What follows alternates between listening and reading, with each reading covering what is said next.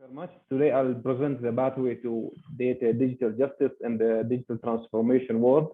Actually, we have experience. I'm representing World Economic Forums right now, since I'm member of the Global Future Council on Data Policy. And recently, we have published a paper called Pathway to Digital Justice. You can just Google it and you can find it. It has been published since last September. And this is like a cumulative work for 1 year. So the paper actually provide government and public sector a holistic view about the harm of data-driven technology. And also you can consider it as information on key failure on global legal system. As well, it gives governments and decision makers and ICT leaders a recommendation and pathway to digital justice for better protect individuals and communities. So in my coming presentation, just I'll talk about the problem of the digital transformation and justice in the digital transformation world, and why we must create a pathway for our digital journey in justice, and why we have a problem actually in our digital transformation, especially in data justice. And at the end, we just will highlight what we need and the action plan and the change in our organization. So once we talk about the digital harm, that means actually it's growing rapidly, and it's affecting everyone. Today, every day we have victims about this type of information. So there is a problem in this case. Today we have a victim in digital harm, and there is a big gap. The government must close it between the pathway of digital justice. In order to solve this problem, the government, they must move very fast and very close with the victims. For example, here just I'll go through some victims from TikToker, cyber bullying, and this girl, it was a victim, and also the story of famous Rani Ayub. She was a victim of a deepfake video, and also this guy is Robert Julian. He is very strange, one of the algorithm victim of the algorithm crime. The algorithm was identified, this guy wrongly, and he was a victim of the data-driven algorithm. So when we define the digital harm, actually, you can define it in many ways. It depends on the situation, it depends on the culture, it depends on the country itself, whether it is the government or public sectors. So digital harm, it can be misrepresentation of information, it can be also false emotional, and it can be, for example, against the privacy or breach of data protection. It can be harassment. It can be a deep fake document or fake text or fake tweets or fake video or fake photos. You can name it. So usually, who is experiencing this harm? This harm, it can be happen to anyone, woman, kids, myself, you, your organization, ICT leaders, CEOs, anyone can experience this type of harm. So the harm can create a lot of problems, including but not limited to trauma, emotional distress, silence. Maybe it can even lead some, for example, young girls to suicide, and or for example, kids they can feel loosely and feeling they are not belonging to anyone. So there is a real problem in this way, and we have to fill the gap between the victims and pathway. The victims, it can be anyone, maybe kids or woman. Maybe he just feel because of the wrong data, because there is no real governance of the data. So victims usually harm. There is no pathway for justice. That means we don't have a clear pathway in order to close this gap and to lead these victims to solve their problems. However, there are some proposed solutions from this white paper and from this paper from World Economic Forums in order to fill the gap, and this is the roadblocks to justice. First, we have, for example, we don't have an adequate privacy-based protection. That means we can have a privacy-based protection. We need to have also a legal solution. We need also to have automated decision-making solutions to help decision makers to help these type of victims. So in the second part, we'll talk about why we must create a pathway to digital justice, why we don't let companies to help us. Because what happened actually right now, the digital harm is rapidly growing, as I said, and it represents 85,000 deep fakes circulated online each day, and 96% of this percentage of deep fakes are pornographic, and there are a lot of, a huge percentage of minimized people who are suffering from this type of fake and victims as well, or deep fake videos, and the percentage is very high where it comes to increase the digital abuse in a national domestic violence hotlines since 2006 to 2018. So why it's happening right now? Because apps that profit deepfakes are helping, the situation. For example, social media companies, they are not against deepfakes. Maybe they are helping people to produce more deepfakes videos, deepfakes also sites. And strangely, Google search index has not delisted it. Maybe Google, they are getting benefits from the advertisements, also from some other services who are listing, deepfakes, which allow a lot of people to be a victim in this world.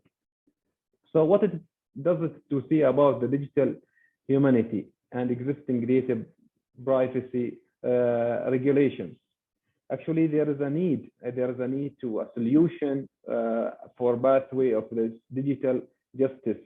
The solution, it can be accessible by anyone. It can be reused by, for example, private sector and also government. It can also, participants can also access the system, and also victims can be informed directly, and the system should be victim-centered. But in case if you don't address the digital harm and forget, the situation or neglect the situation and keep spreading the online, deep fake videos and other materials, so the digital world will be divided and there will be increased gap in this way. So why we have this problem? Actually, we have this problem because there is no incentives for big companies or even local companies in order to be part of the campaign against this type of problems. So if we depend today on the goodwill of these companies, it's not really enough in order to eliminate these problems and having more victims from our kids, our relatives, women, and also non-educated people. So we need to address today 3 types of issues. The first one is inadequate privacy based on protections. The privacy today with local companies and with also some governments, I'm talking here worldwide, I'm not talking about Oman specifically or GCC, because this report is designed for worldwide, targeted. Also, we don't have, legal solutions. Today, we have maybe manual legal solutions, but we don't have automated legal solutions. And also, there's a lack of fairness process and automated decision-making. There is no decision-making solutions that can help ICT decision makers in order to protect their digital transformation journey. So when we talk about the privacy-based protection, the current legal framework, it's not enough. It should be improved. And also the individual communities, they are really suffering from these type of protection systems. And also the fragment approach right now to the personal data exists around the world within the country is not enough. Today we have more than 6 trillion because of data breach in 2001. And maybe the pandemic has increased, this data breach, because Most of the people are working online, and most of the people has been forced to digitally transferred. The second part is the limited legal solutions. Most of the legal solutions are outdated, and legislations force mostly protect governments, and new legislations also, they are not protecting fully all type of communities, maybe protecting certain type of people. The third one, the last one, we don't have automated decision-making solutions. That means developers right now, they need to focus to ensuring the consistency between application, accountability, and transparency. They have also to take care about the external community, not the profits of these type of solution and this type of systems. At the end, we need an action plan. We need to change our world. We need to change, the current situation to fill the gap between victims and I think the digital path in order to close it. So that means we need to adapt some theories, the current theories. We don't need to reinvent the wheel, but we can at least, for example, adopt some approaches. For example, we can have a true multi-stakeholder digital approach. Right now, there are many approaches in the market. For example, eBay, right now, they have like a dispute resolution system. We can utilize such systems since the eBay is open in the country. We can, for example, cooperate with eBay and with any other platform in the world. Some countries, they don't have the capabilities, they don't have the skill set, they don't have even the budget in order to build such justice systems. So we need to improve the capacity of the justice systems in order to come up with the solution. As well, we need also to guide, victims and to educate victims. There are, I can just propose here the World Economic Forum. So they have a digital justice, guide. They can go through it and they can read it. It has a full details of how we can develop a timely, feasible steps in order to protect our local victims. At the end, I can conclude here. We have a very high level of criteria to evaluate the maturity digital pathway to justice. We can have a transparency digital system in order to allow victims to log their cases, in order to also allow other decision makers to see it in a very accurate way and to deal it. Also, we have to educate victims, and we have also to promote education and engage them from day one of getting in these scenarios. We have also to have a digital reporting system in order to communicate with other parties inside the country or cross-border. This is very important. If I'm getting a victim from outside the country, there should be a reporting system between countries, between also international companies, to exchange data between borders to improve my digital transformation path, not just for, reporting abusing or victims. Also, I can have a system, accountable system, where can I audit the system itself, and also I can have the escalation process. If for example, the victim today raise any issues happening to him or to her, they can have escalation options, so he or she can escalate it to a decision maker instead of waiting, some organization to reply back from these, systems. So that's all from my side, and hopefully you enjoy the show, and hopefully you enjoy, some recommendations, and the list and details of this recommendation, it can be found on World Economic Forum website. You can search for pathway to digital justice. Thank you very much.